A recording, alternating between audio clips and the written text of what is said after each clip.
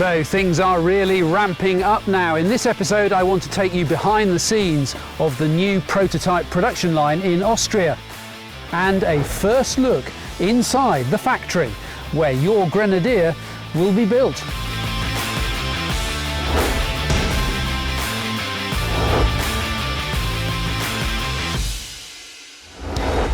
After more than a year testing early development vehicles, they call the 2As, the Grenadier project has reached a major milestone.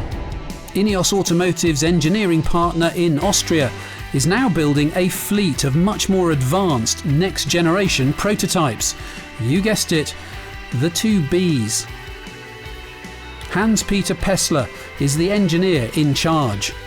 We have around about 250 engineers working on this project, so everybody is pushing forward very hard because it's a big challenge. You've got loads of experience in the automotive industry, building cars for all kinds of big companies. What have been the real challenges that Grenadier's thrown at you?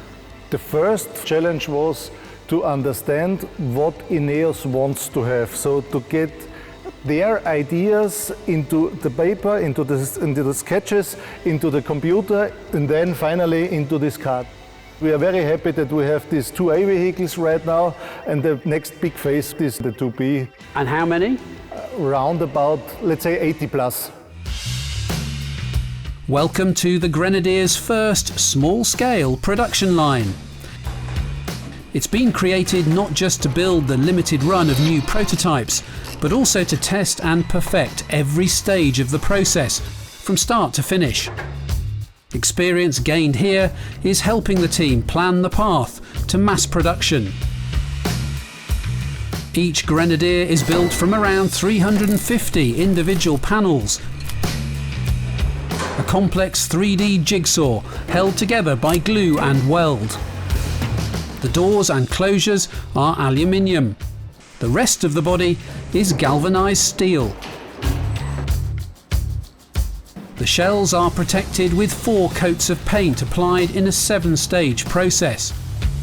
Most will be white, black or silver. A few will have contrasting roofs. All the chassis are powder-coated white to help detect cracks during testing.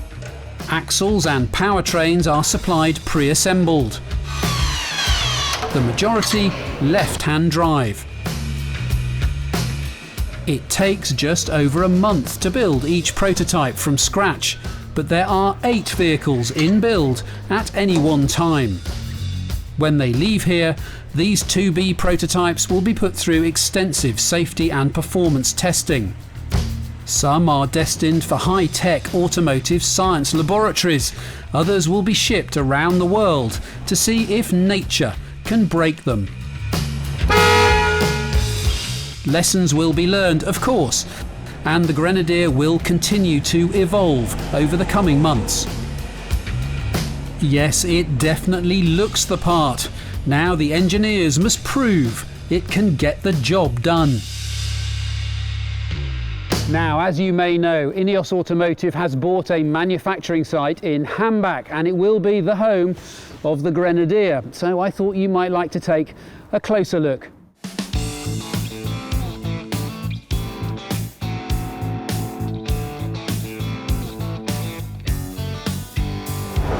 It's a massive facility, one of the most advanced vehicle assembly plants anywhere in the world, thanks to the 500 million euros invested in it by Mercedes-Benz. Packed with state-of-the-art technology, it comes with a highly skilled team, all trained to Mercedes' exacting standards. The fully fitted factory just needs repurposing and reprogramming to build Grenadiers. And this is the man getting the job done. Obviously, Eric, there's been a lot of discussion about where Grenadier's factory will be. Why did you end up in Hambach? We looked at several sites throughout Europe, and then this was a unique opportunity where Mercedes had a change of strategy that coincided with us looking for a plant. And the blessing here was that Mercedes has actually designed this plant for full-size SUVs. So very much a commercial opportunity then that you simply couldn't turn down. It's not only commercial, I would say, it's a whole package. It's production cost, but it's also quality and capacity. So what have you actually got to do to get the facility ready for Grenadier? You can say that you have maybe 3 categories of work that needs to be done there. We have some cells where we just need to change some fixtures, need to reprogram the robots and so on. And we have some cells that needs to be rearranged. These are modular cells, so maybe some robot needs to be moved from one place to another. And then you have the 3rd category where we actually tear the whole cell down, and then what we do is we rebuild it. And all of that is done in the body shop here behind me. In terms of quality control, what are you doing to make sure that Grenadier is fit for purpose and is going to be built to the reliability and quality standards that we as customers will expect? We have a very advanced, well-equipped quality department here with very experienced former Mercedes quality people. And the focus is really based on the workstation to make sure that before a vehicle goes from one zone to the next zone, that the people that are actually working in that zone ensures that the quality is correct. They don't pass on bad quality to the next station. We have 4 levels of quality at the station itself, at the end of that particular line, before shipping out, and then we also have the audit process.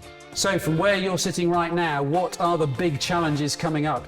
So the next step is you build the 2Bs, which are not kind of production intent material. Just to make sure that the vehicle goes together, you learn how to build the vehicle from that.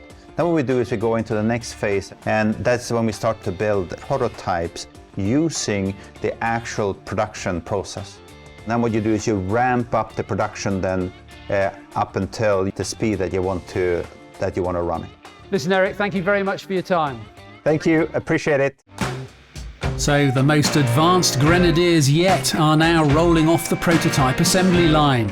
And having taken over the existing high-tech factory in Hambach, INEOS engineers can now focus on refining the build process for mass production. So some very big developments.